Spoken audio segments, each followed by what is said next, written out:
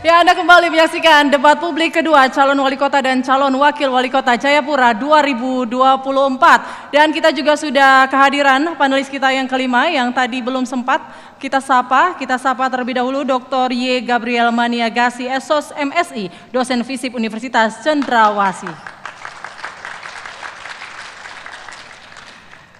Baik Bapak Ibu hadirin yang berbahagia, sebelum kita memulai segmen ini, kami meminta para pendukung untuk tetap tenang, karena ini pasti akan lebih seru, akan lebih semarak, tapi kami harapkan untuk kerjasamanya agar mengikuti debat ini secara tertib begitu.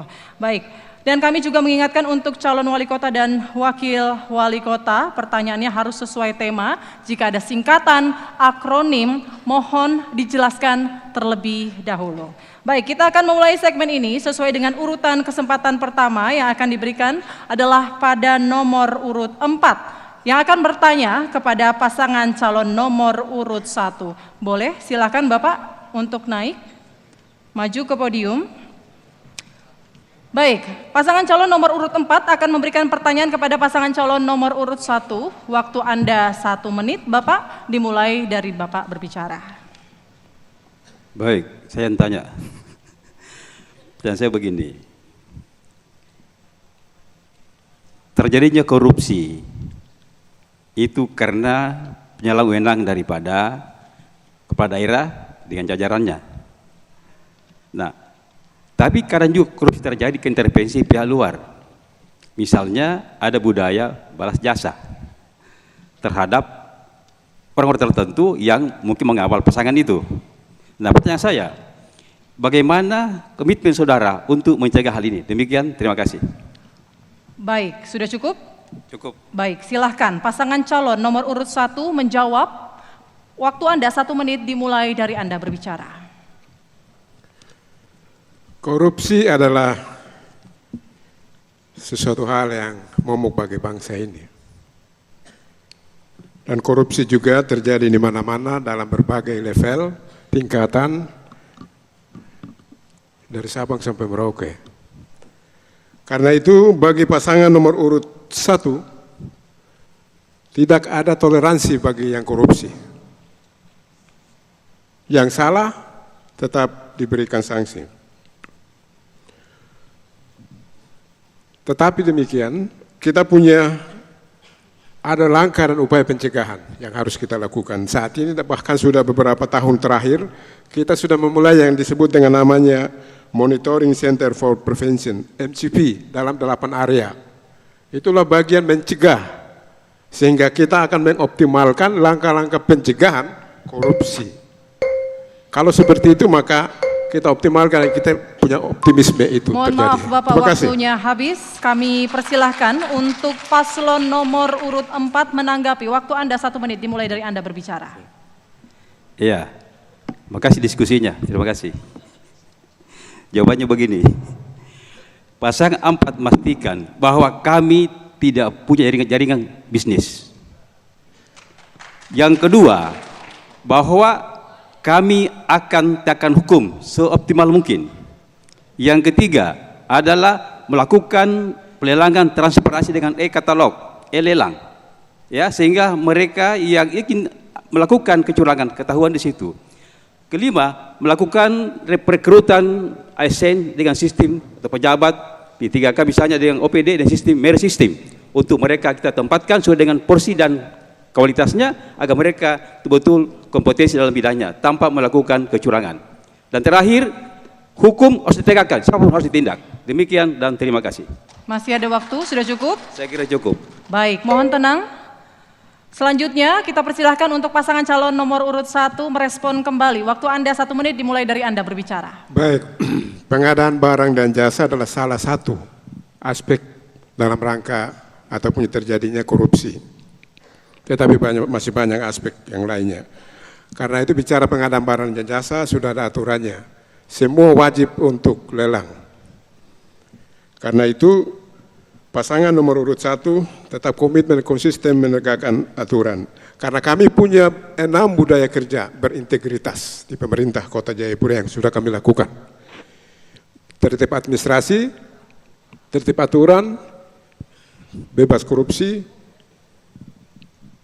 kemudian pelayanan prima, kemudian juga dengan wajar tanpa pengecualian. Ada 6 budaya kerja yang kita akan lakukan untuk kedepannya sehingga mencegah korupsi termasuk pengadaan barang dan jasa. Terima kasih. Sudah cukup Bapak? Masih ada waktu? Sudah cukup?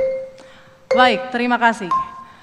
Kali ini giliran pasangan calon nomor urut 1 yang akan bertanya kepada pasangan calon nomor urut 4. Waktu Anda kami berikan 1 menit dimulai dari Anda berbicara. Silakan Bapak.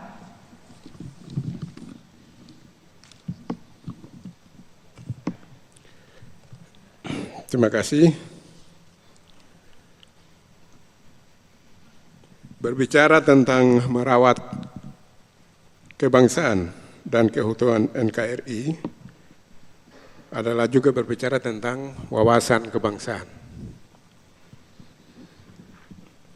Apa yang paslon nomor urut 4 tahu tentang wawasan kebangsaan dan apa strategi dan langkah-langkah strategi yang akan dilakukan dalam rangka untuk mendorong terhadap kebangsaan dan keutuhan negara kesatuan Republik Indonesia. Terima kasih. Baik, silakan pasangan calon nomor urut 4, waktu Anda 1 menit dimulai dari Anda berbicara. Baik, terima kasih. Wawasan kebangsaan itu, kita dulu ada pedoman penghayatan dan pengamalan Pancasila yang dulu diajarkan kepada kita, tetapi sekarang sudah sekian tahun hilang. Sehingga anak-anak kita yang saat ini tidak mengenal itu NKRI itu seperti apa. Oleh sebab itu maka harus dikembalikan lagi pengajaran tentang wawasan kebangsaan, yaitu dengan pedoman penghayatan dan pengamalan Pancasila. Sehingga kita tetap mengenal bangsa Indonesia adalah bangsa kita orang Papua adalah bangsa Indonesia, NKRI sampai mati. Jadi tidak ada lagi kata lain di tanah Papua, selain daripada kita adalah warga negara kesatuan Republik Indonesia. Kemudian saya sedikit lagi menambahkan bahwa saya juga sudah menyumbangkan 16,8 hektar tanah, itu akan dibangun Istana Presiden, supaya menyatukan Papua itu di Indonesia, supaya Papua itu tidak jauh dari negara kesatuan Republik Indonesia. Terima kasih. Waktu Anda habis, mohon tenang Bapak Ibu, mohon tenang. Selanjutnya saya persilakan pasangan calon nomor urut 1 untuk menanggapi jawaban dari pasangan calon nomor urut 4. Waktu Anda 1 menit. Baik, wawasan kebangsaan, ada bagaimana cara Bank Indonesia memandang dalam keutuhan wilayah, kesatuan wilayah, dalam rangka untuk tentunya juga untuk mengawal 4 pilar bangsa. 4 pilar bangsa ya, NKRI, kemudian Undang-Undang Dasar 45, Bhinneka Tunggal Ika dan juga Pancasila.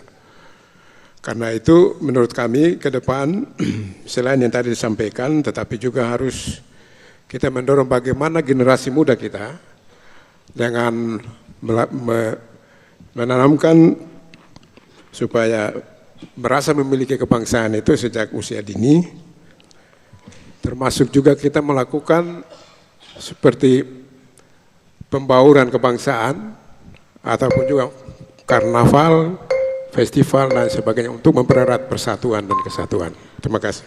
Baik. Mohon tenang Bapak Ibu, mohon tenang, kita masih melanjutkan sesi ini. Selanjutnya saya persilahkan pasangan calon nomor urut 4 untuk merespon kembali. Waktu Anda 1 menit dimulai dari Anda berbicara. Jadi berkaitan dengan 4 pilar itu, supaya diketahui oleh seluruh bangsa Indonesia, maka anak-anak itu mulai dari TK, SD dan itu ditanamkan di dalam hati dan pikiran mereka untuk mencintai negara. Supaya 4 pilar itu tidak akan berpisah satu dengan yang lainnya.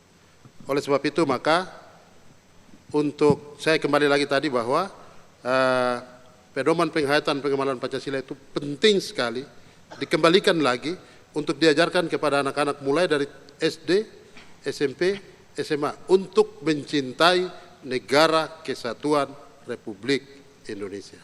Saya pikir itu. Terima kasih. Masih ada waktu, sudah cukup Bapak? Cukup. Sudah cukup, baik. Terima kasih banyak pasangan calon nomor urut 1 dan pasangan calon nomor urut 4 dipersilakan untuk kembali ke tempat duduknya.